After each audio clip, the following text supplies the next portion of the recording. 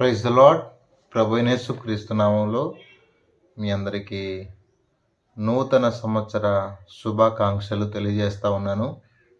నా ప్రియ సహోదరులారా, బాగున్నారా? నిజంగా ఈ నూతన సంవత్సరంలో దేవుడు మనకిచ్చిన ఈ గొప్ప భాగ్యాన్ని బట్టి ఆయన దయ వలన మరొక సంవత్సరంలోకి మనం ప్రవేశించాం. రండి సమయంలో అందరికి కూడా నూతన సంవత్సర శుభాకాంక్షలు మరలా తెలియజేస్తూ ఉన్నాను. 42 గ్రంథం 42వ అధ్యాయము, గ్రంథం 42వ అధ్యాయము 9వ వచనాన్ని చదువుతున్నాను. క్రొత్త సంగతులు తెలియజేయుచున్నాను. క్రొత్త సంగతులు అనగా జరగబోయేటి కావచ్చు. ఆ నూతనమైన సంగతులను దేవుడే తన ప్రజలకు తెలియజేస్తాడు. సంవత్సరంలో జరుగుతుండగా ఆయన తన కార్యాన్ని నూతనపరిచేవాడు. క్రొత్త సంగతులను కూడా తన ప్రజలైన వారికి దేవుడే తెలియపరుస్తాడు. అందుకే అబ్రహాము గురించి ఒక మాట రాస్తుంది, అబ్రహాముకి ఏమైనా దాచెదనా అని ఉంది. అంటే దేవుడు కావలసిన సంగతులన్నీ కూడా తెలియపరుస్తాడు. అలా నా ప్రియ సహోదరులారా, దానియేలుకు దేవుడు సంగతులు తెలియపరిచాడు. దానియేలుకు కళను నిజంగా చెప్పాలంటే, కళ భావాన్ని చెప్పాలంటే ఎవరి వల్ల కాదు, దేవుడే ఆ సంగతులను తెలియపరుస్తూ వచ్చాడు. అంటే ఏదైనా సంగతులు తెలియాలి అంటే అది దేవుని ద్వారే. దానియేలు గ్రంథం 2వ అధ్యాయం, దేవుడు కూడా మనకి క్రొత్త సంగతులను, మనకు ఏ అయితే అవసరమో, ఏవైతే క్షేమకరమో ఆ సంగతులను దేవుడే మనకు తెలియజేస్తాడు. అర్థమవుతుందా స్నేహితులారా? రండి దానియేలు గ్రంథము 2వ అధ్యాయము, దానియేలు గ్రంథము 2వ అధ్యాయము చదువుకుందాం. దానియేలు గ్రంథము 2వ అధ్యాయము 21. ఎట్లనగా దేవుడు జ్ఞాన బలమును కలవాడు, యుగములన్నిటిను దేవుని నామ స్తుతినందును గాక. ఆయన కాలములను సమయములను మార్చువాడై ఉండి రాజులను త్రోసివేచు నియమించు ఉన్నవాడు. వివేకులకు వివేకమును, జ్ఞానులకు జ్ఞానమును అనుగ్రహించువాడై ఉన్నాడు. ఆయన మరుగు మాటలను మర్మములను బయలుపరచును, అంధకారములోని సంగతులను ఆయన తెలియచేయును. అర్థమైందా? అంధకారంలో ఉన్న సంగతులను కూడా చెప్తాడట. 23వ వచనం, మా పితరుల దేవా, నీవు వివేకమును బలమును నాకు అనుగ్రహించి ఉన్నావు. మేము అడిగిన ఈ సంగతి ఇప్పుడు నాకు తెలియజేయుచున్నావు కనుక నేను నిన్ను స్తుతించి కనపరుస్తున్నాను. తెలియజేసేవాడు దేవుడు. అర్థమవుతుంది నా ప్రియ సహోదరులారా? దేవుడు అద్భుతంగా దానియేలుకు తెలియజేశాడు. ఆయన అడిగిన సంగతి, ఏ కలభావాన్ని అయితే అడుగుతూ వచ్చాడో స్పష్టంగా తెలియజేస్తూ వచ్చాడు. కాబట్టి తన ప్రజలైన వారికి జరగబోయే విషయాలు, అర్థమైందా? క్రొత్త విషయాలు అంటే పాతది కాదు, కొత్త సంగతులు.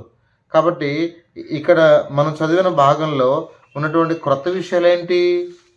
దేవుడు ఏ కొత్త విషయాలు చెప్తున్నాడు వాళ్ళకి అంటే ఏం చెప్తున్నాడంటే, రండి ప్రియమైన దేవుని బిడ్డలారా, 42వ అధ్యాయము 6వ వచనం, గుడ్డివారి కనులు తెరచుటకును, బంధింపబడిన వారిని చెరసాల నుండి వెలుపలకు తెచ్చుటకును, చీకట్లో నివసించు వారిని బందీ గృహంలో నుండి వెలుపలకు తెచ్చుటకును, యెహోవానగు నేనే నీతి విషయంలో నిన్ను పిలిచి నీ చేయి పట్టుకుని ఉన్నాను. నిన్ను కాపాడి ప్రజలకు నిబంధనగాను అన్యజనులకు వెలుగుగా నిన్ను నియమించి ఉన్నాను.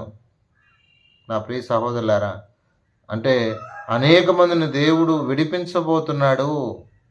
అనేక మందిని దేవుడు భయంకరమైనటువంటి పరిస్థితుల నుండి దేవుడు విడిపించబోతున్నాడు అన్న విషయం మనకు అర్థమవుతుందా?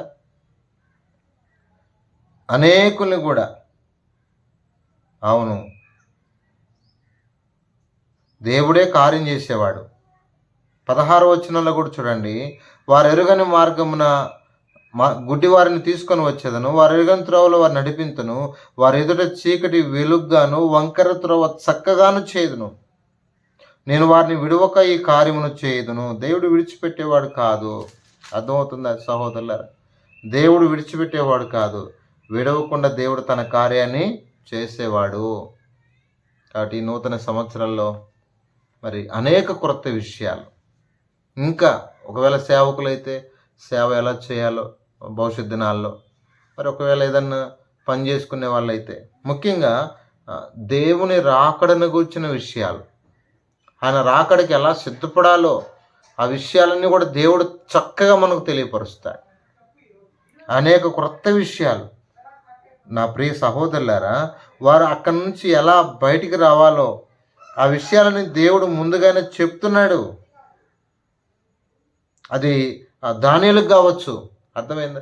ఏదో కలభావనేగా చెప్పేది. దేవుడు బబులోను నుండి వారిని విడిపించే ఆలోచనలు, ఆ విధానాలన్నీ కూడా దానియేలు కూడా దేవుడు చెప్పేవాడుగా ఉన్నాడు.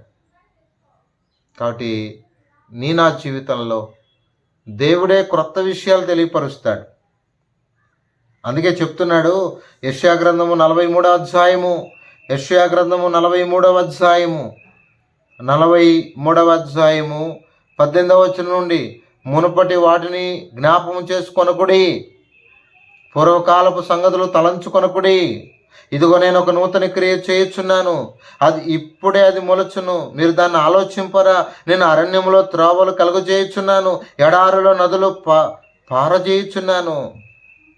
అర్థమైంది? ఏంది ఆయన చేయబోతున్న, ఆయన ఏమి కొత్త విషయాలు చెప్తున్నాడు, ఏం చేయబోతున్నాడు, ఏ నూతన క్రియ చేయబోతున్నాడంటే, నా ప్రియ సహోదరులారా, అరణ్యములో త్రోవలు కలగజేస్తాడు, ఎడారిలో నదులు ప్రవహింపజేస్తాడట.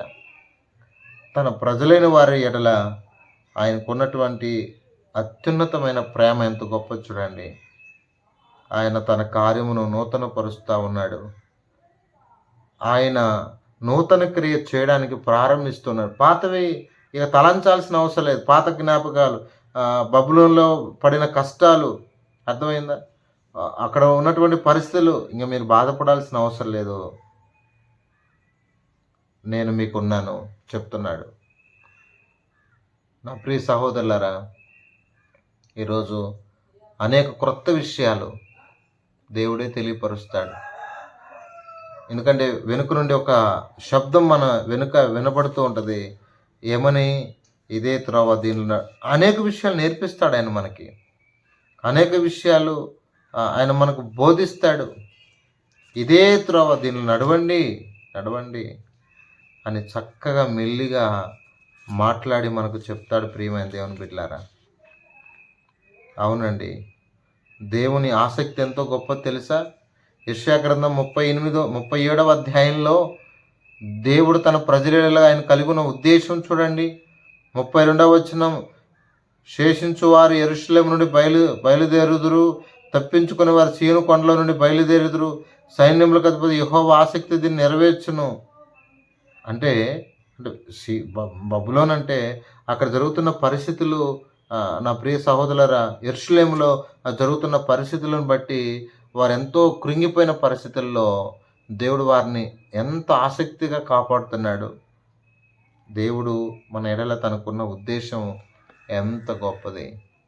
కాబట్టి దానియేలుకు క్రొత్త సంగతులు చెప్పిన దేవుడు, అర్థమైందా?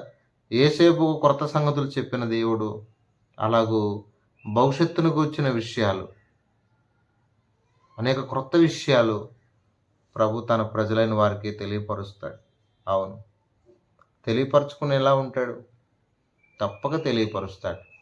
భయపడకు మిత్రమా, దేవుడే నా జీవితాన్ని అద్భుతంగా, ఆశీర్వాదకరంగా ఆయన మార్చగలడు. అర్థమవుతుందా?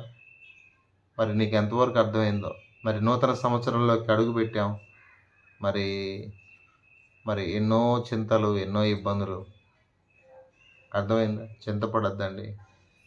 ప్రభువే మన సహకారి, ప్రభువే మన ఆధారం. అనేక క్రొత్త సంగతులు ఈ నూతన సంవత్సరంలో ప్రభు నీకు తెలియచేయనుగాక. సార్వత్రిక సంఘమునకు తెలియపరిచి ఆ సంఘమును అద్భుతమైన రీతిలో కొంతమందికి రక్షణ అంటే తెలియదు, దేవుడు తెలియజేస్తాడు. మారు మనసు అంటే తెలియదు, తెలియజేస్తాడు. అది కొత్త సంగతే, వారికి అది కొత్తదే. అర్థమైందా? సేవకులకి ఏం తెలియజేయాలో తెలియజేస్తాడు, చక్కని విషయాలు నేర్పిస్తాడు, ఆ సంగతులన్నీ బోధిస్తాడు. కాబట్టి సర్వశక్తుడైన దేవుడు అనేక క్రొత్త సంగతులను మనకు తెలియపరచుటకు ప్రభు మనకు సహాయం చేయను గాక. ప్రార్థన చేస్తాం. పరిశుద్ధుడైన తండ్రి, కృపగలిగిన దేవ స్తోత్రాలు. ఈ నూతన సంవత్సరంలో నూతనమైన విధానంలో నిన్ను సేవించుటకు పూజించుటకు సహాయం చేయను నాయన. మా పితరులకు క్రొత్త సంగతులు తెలియపరిచావు నాయన. మర్మయుక్తమైన అంధకారంలో ఉన్న సంగతులు కూడా నీ ప్రజలకు తెలియపరిచే దేవుడు. రాబోయే రాకడ సమయం గురించి కూడా, జరగబోతున్న పరిస్థితుల గురించి కూడా నీ ప్రజలకు తెలియపరిచి, అనేకులు రక్షణ లేని వారికి రక్షణ, మారుమనసు లేని వారికి మారుమనసు, నీ రాకడకు సిద్ధపడిన వారు నీ రాకడకు సిద్ధపడ్డ కూడా సహాయం చేయమని మీ దయను కృపను కోరుతూ, ఈ నూతన సంవత్సరంలో ప్రభా ముఖ్యంగా నూతనమైన విధానంలో నూతన మారుమనసు రక్షణ పొంది, ఇంకెవరైతే పొందని వారంటూ పొందిన వారు ఇంకా ఎదుగుతూ అనేకుల్ని బ్రతికించేవారిగా సిద్ధపరచండి ఆయన. నూతన హృదయము, నూతన విధానంలో మేము ముందుకెళ్తూ కూడా మాకు సహాయం చేయమని ఆయన. 2026 సంవత్సరంలో మమ్మల్ని ప్రవేశపెట్టినందుకై నీకెంతో వందనాలు తెలియజేస్తూ, నేను స్తుతిస్తూ ఆరాధిస్తూ యేసు పరిశుద్ధ నామంలో ప్రార్థన చేసి అడిగి వేడుకొనుచున్నాము తండ్రి. ఆమేన్.